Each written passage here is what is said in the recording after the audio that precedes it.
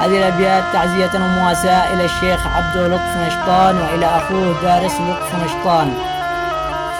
قلت فيها: من باطل الحزن والمأساة خبر جاني عن موت أبو الشيخ عبد لطف يا إخواني، والشيخ دارس رضا ذا الحكم رباني، يشارك الحزن والمأساة للإخواني، أسأل من الله يرحم لطف نشطاني يسكنه في جنان الخلد عمر ثاني.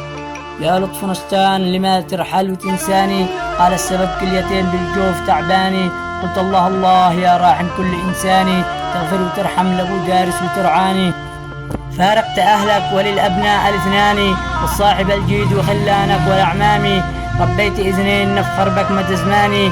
الشيخ أبو الجيد عبد لطف نشطاني، والشيخ أبو العز دارس لطف أخي الثاني.